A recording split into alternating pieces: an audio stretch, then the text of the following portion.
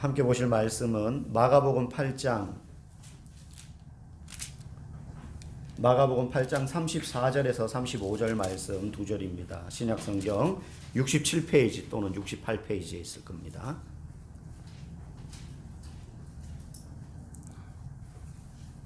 마가복음 8장 34절 35절.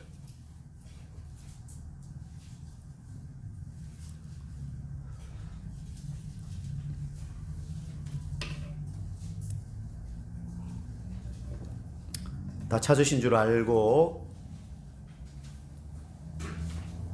우리 한 목소리로 마가복음 8장 34절 35절 한 목소리로 같이 읽도록 하겠습니다. 시작. 무리와 제자들을 불러 이르시되 누구든지 나를 따라오려거든 자기를 부인하고 자기 십자가를 지고 나를 따를 것이니라. 누구든지 자기 목숨을 구원하고자 하면 잃을 것이요 누구든지 나와 복음을 위하여 자기 목숨을 잃으면 구원하리라. 아멘. 함께 나눌 말씀의 제목은 당신의 십자가는 어디에 있습니까? 우리 먼저 한번 좌우 앞뒤 보시면서 또 우리 영상을 통해 예배 드리시는 분들도 함께 인사 나누겠습니다. 반갑습니다. 축복합니다. 네. 코로나가 우리의 일상을 많이 바꾼 것 같습니다. 확실히. 예. 여러분 한번 물어보겠습니다. 한번 진지하게 대답해 보시기 바랍니다. 여러분 예수 믿으니까 좋습니까? 한 5분 대답 안 하신 것 같아요. 제가 대답을 예스를 강요하는 건 아닌데 정말로 좋으십니까? 힘들지 않으세요? 누가 힘들어요 이런 것 같은데 솔직한 대답이겠죠. 한 주간 열심히 일해서 피곤합니다. 그죠? 솔직히. 네. 주일날 쉬지도 못하고 예배 나와야 되고 놀러도 못 가고 오늘 날씨 얼마나 좋습니까? 한 주간 동안 막 춥고 비 오고 이랬는데 오늘 갑자기 좀 봄 날씨 비슷한 느낌도 들고 놀러도 못 가고 술도 못 마시고 헌금도 해야 되고 뭐 할 게 많아요. 예수 믿으면 피곤합니다. 여러분 그런데도 좋습니까? 그럼 다르게 물어보겠습니다. 그런데도 예수님 따라가겠습니까? 예수님이 한창 유대 갈릴리 지방에서 인기를 누리고 있으실 때 많은 사람들 가운데 어떤 젊은 청년이 예수님을 찾아왔습니다. 예수님께 이렇게 물었습니다. 예수님, 저를 제자로 삼아 주십시오. 어디를 가든지 제가 예수님을 따라가겠습니다. 예수님이 그에게 이렇게 말씀하십니다.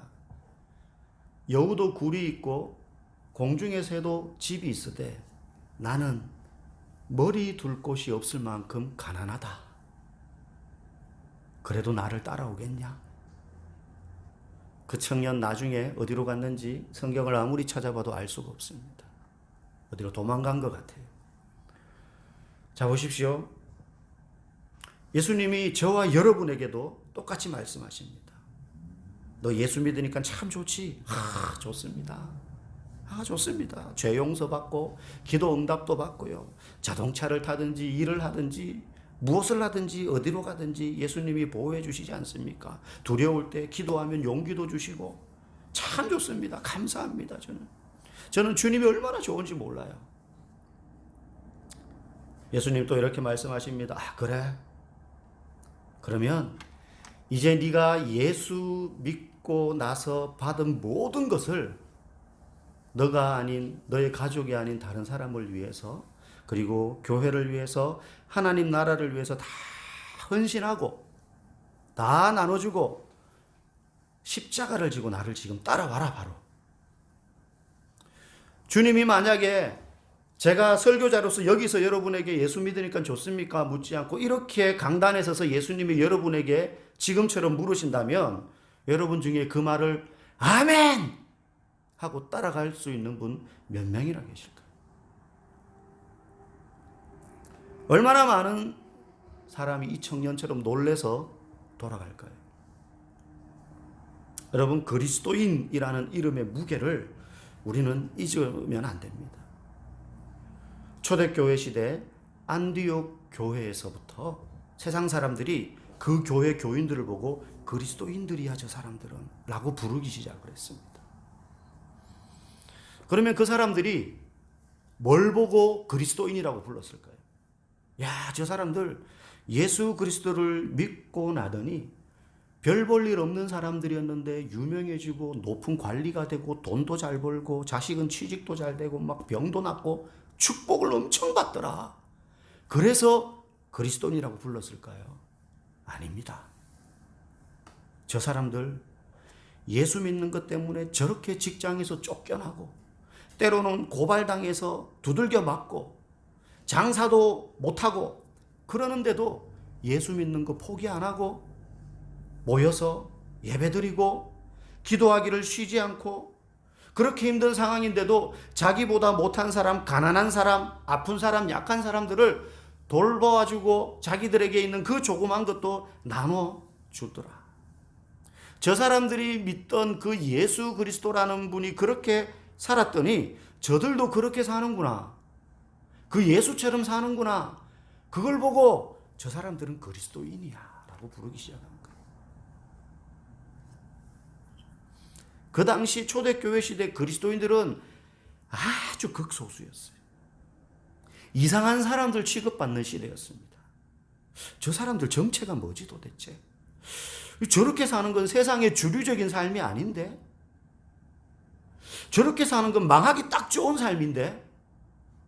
자기 이익을 먼저 취하려 하지 않고 자기가 손해보면서까지 남을 도와주고 고발당하고 신고당해가지고 끌려가서 관청에서 예수 믿는다고 두들겨 맞는데도 그 신앙을 포기 안 하고 와가지고 또 울면서 기도하고 끝까지 예배드리고 심지어 공동체에서 마을에서 쫓겨나가지고 고향을 등지고 낯선 곳으로 도망을 가는데도 불구하고 거기서 또 복음을 전하고 철저히 비주류의 삶을 살고 이상한 사람 취급받고 손가락질 받고 세상으로부터 전혀 이해를 받지 못하던 사람들이었는데 그들을 보고 그리스도인이라고 부르기 시작했어요.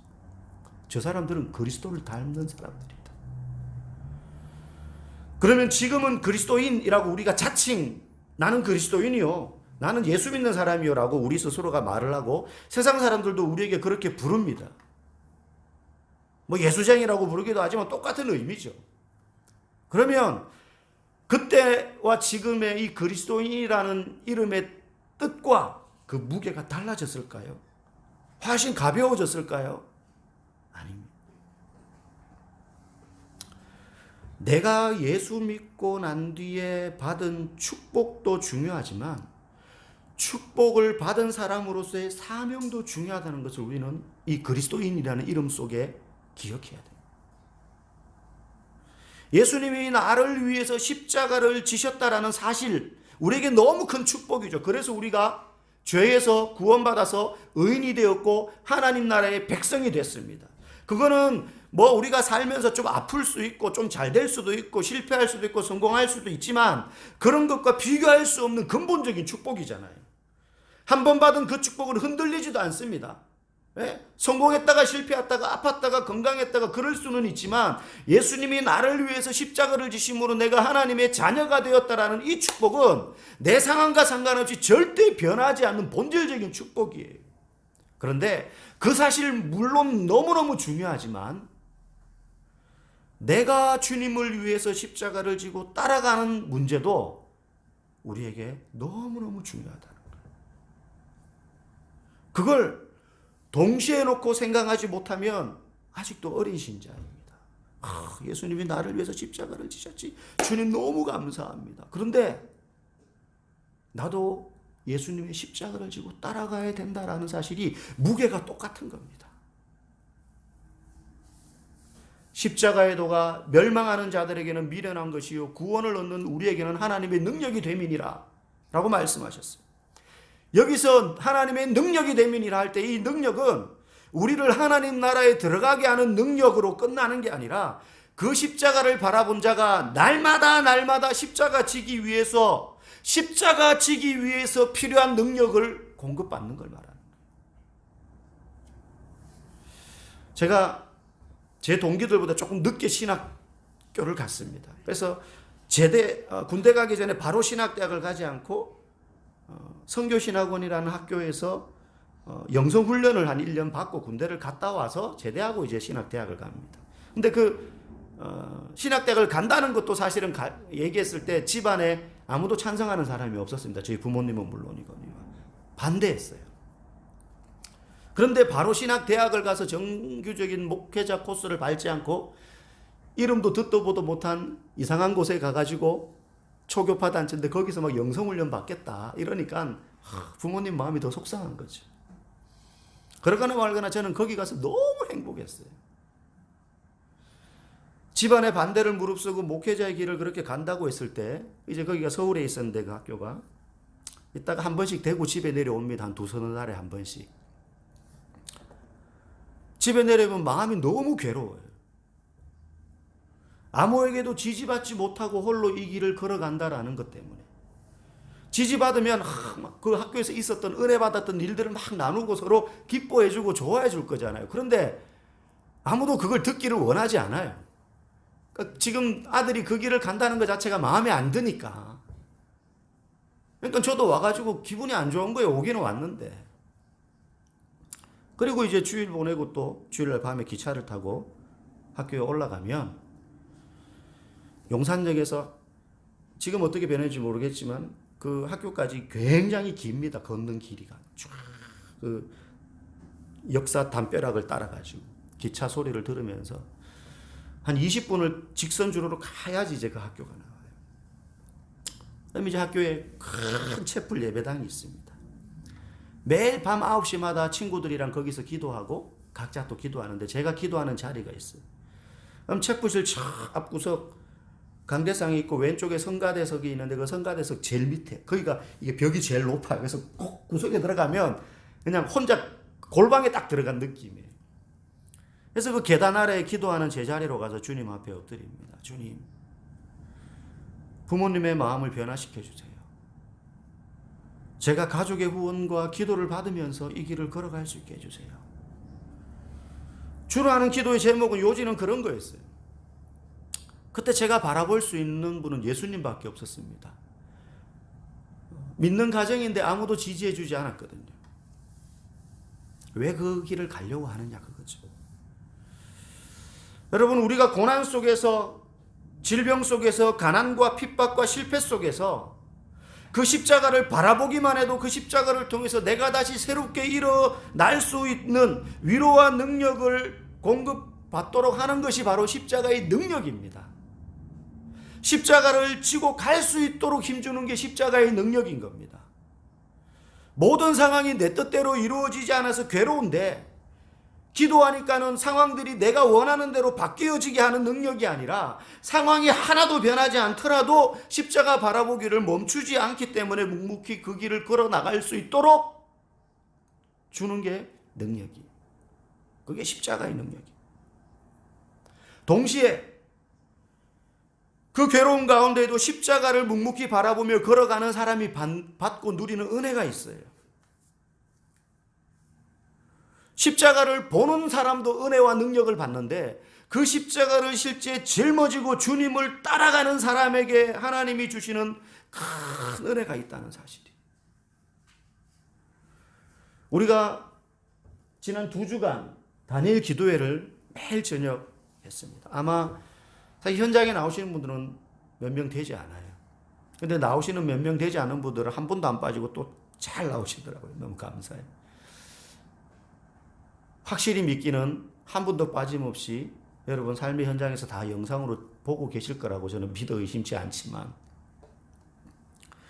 거기 나오는 강사분들 다 자기 십자가를 지고 예수님을 따라가는 사람들인데 그들에게 임했던 기적과 큰 은혜를 우리가 듣고 보았잖아요. 도전도 막 받잖아요. 어떤 분은 큰 질병에서 고침을 받았고 어떤 분은 실패와 절망으로 인생을 포기하고 싶은 그러한 환경을 이겨내고 오히려 남에게 베푸는 삶을 살았고 그런데 여러분 우리는 그런 간증을 들으면서 그분들이 하나님으로부터 받았던 하나님의 음성을 들었다. 하나님이 환상 중에 있고 의식불명으로 24일 동안 누워있는데 예수님이 나타나셔가지고 내 죄를 다 보여주고 막 그런 걸 들으면 와 그런 은혜 막 그게 부러우면서도 그들이 졌던 그 십자가는 안 졌으면 하는 마음이 솔직히 우리한테 있지 않습니까? 간증의 주인공이 됩시다라고 인사하고 외치는데 주인공은 저 사람이 되고 저는 그냥 저 엑스트라 한 15번 정도. 그런데 여러분, 십자가를 지고 예수님을 따르지 않는 인생은 큰 은혜도 없습니다. 영어의 격언 중에 no pain, no gain이라는 말이 있습니다. 고통이 없으면 얻는 것도 없다는 거예요.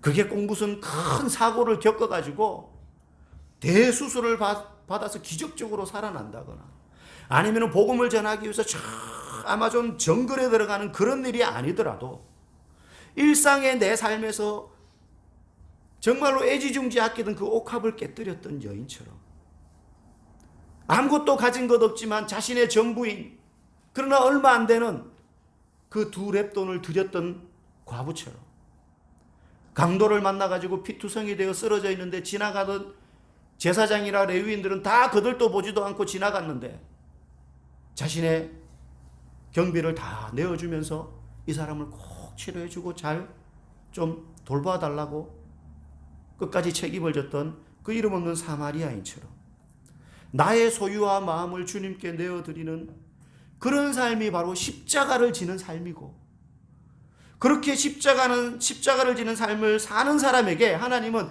말할 수 없는 은혜를 베풀어 주시는 거예요. 우리가 전부 아마존으로 갈 수 없고, 우리가 전부 막 환상 보고 막 머리 깨졌다가 살아나고 이럴 수 없잖아요. 우리는 대부분 평범하게 일상에서 하던 일을 계속 합니다. 그런데요, 그냥 그렇게 일하면서 똑같은 삶을 살아가는 것 같아도 그렇게 해서 벌어들이는 얼마 되지 않는 수입에 뭐 빠듯하잖아요. 공과금 나가고 자녀들 뒷바라지하고 뭐하고 경조비 나가면 헌금하고 딱 없어요. 그런데 거기서 또 쪼개가지고 나보다 더 연약한 자 후원하고, 가난한 자, 우리 성도들 중에 혹시 궁핍한 사람이 없는지, 남편이 몸이 아프고 직장은 제대로 못 나가고 해서 아이들이 굶고 있는 가정은 없는지 돌아보면서 무명으로 지정헌금을 하기도 하고 돕기도 하고, 그냥 가난한 과부의 두렛돈 같은 거 아무 상관없으니까 그냥 모른 채 하고 지나가도 아무 문제가 되지 않는 그 강도 만난 이웃을 도와줬던 사마리아인처럼 그걸 베풀어 주는 게 십자가를 지는 겁니다. 십자가 지는 거. 그 십자가를 지는 사람과 지지 않는 사람이 누리는 은혜는 차원이 다른 겁니다.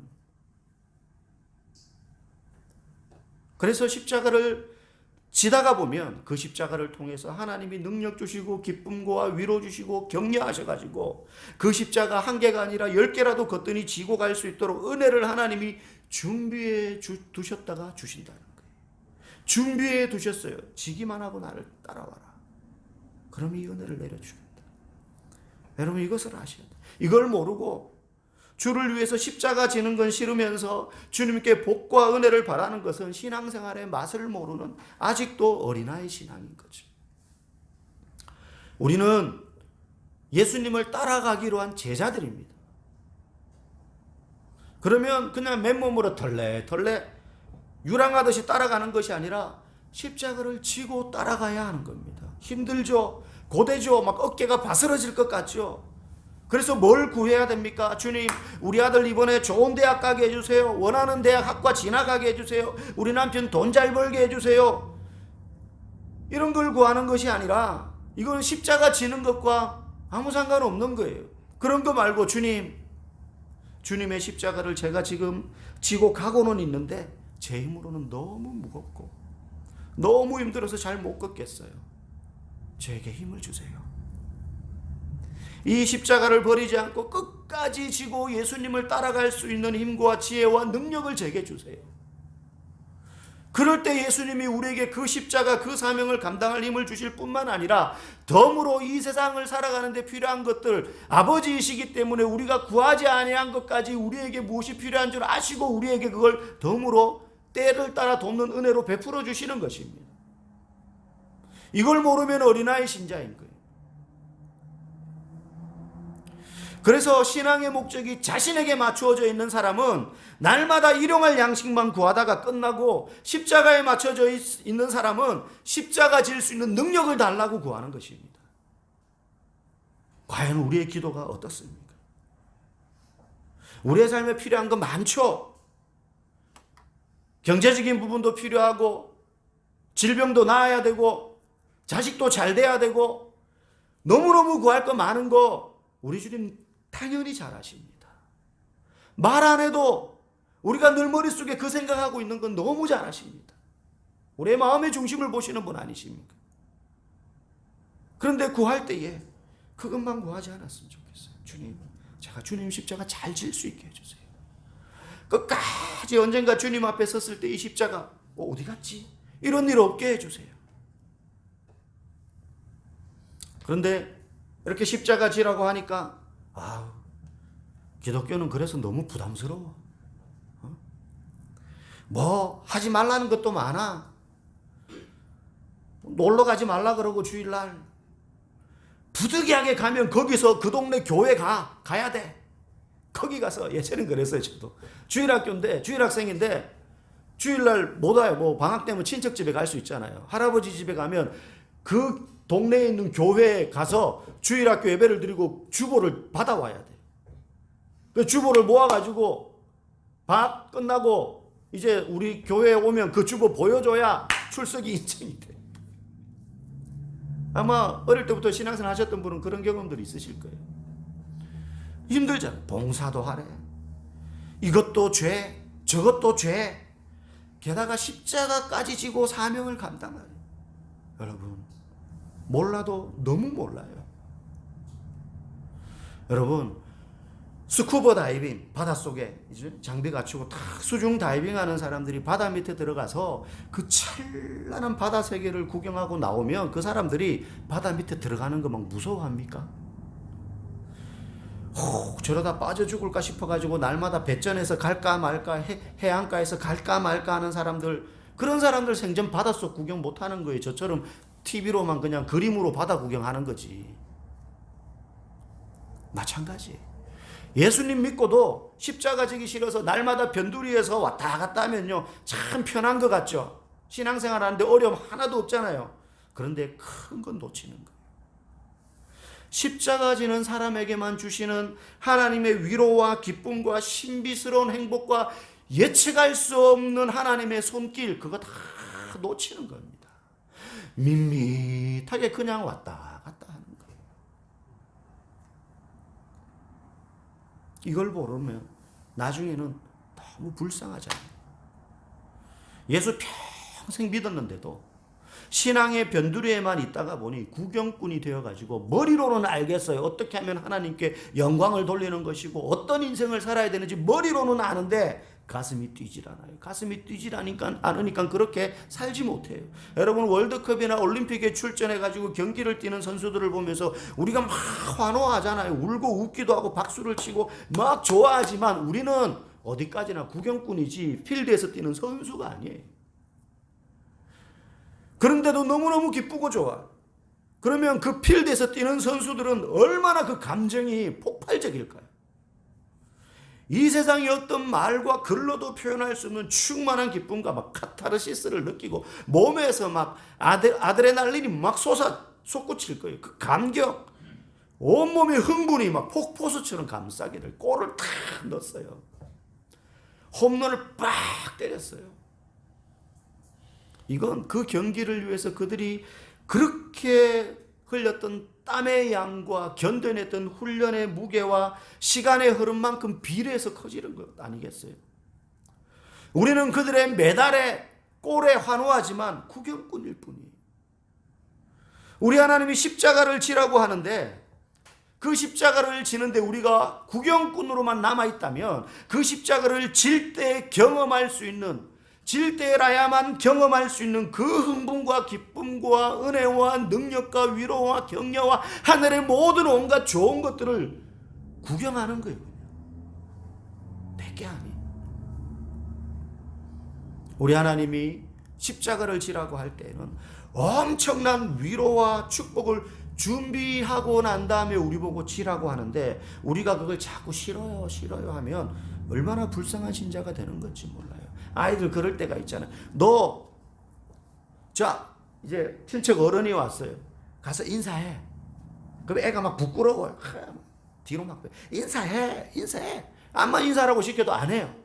근데 이 친척 아저씨가 지갑을 탁 만지작거리면서 내 인사해. 아저씨가 돈 줄게. 그냥 부모는 야 인사하기만 해.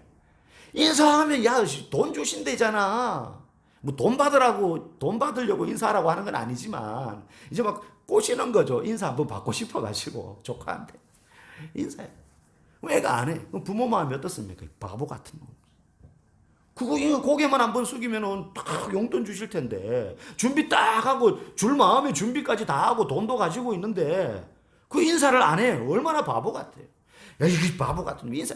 그때 동생이 눈치 빠른 원래 동생들 눈치 빠르잖아요. 지가 와가지고 시키지도 않았는데 인사 팍 하고 돈 탁 받아요. 그럼 바보 같은 큰애는 이렇게 손가락만 쭉쭉 빨고 있는 거예요. 이거 바보 같은 동생보다 못하네. 뭐 이럴 때 있잖아요. 하나님 십자가를 지라고 하고 난 다음에 채찍질만 우리에게 하시는 게 아닙니다. 십자가 지고 가다가 쓰러지면 일어서 막 그러는 게 아니에요. 십자가 질 수 있는 능력과 하늘의 위로와 힘을 준비하고 계시다는 거예요.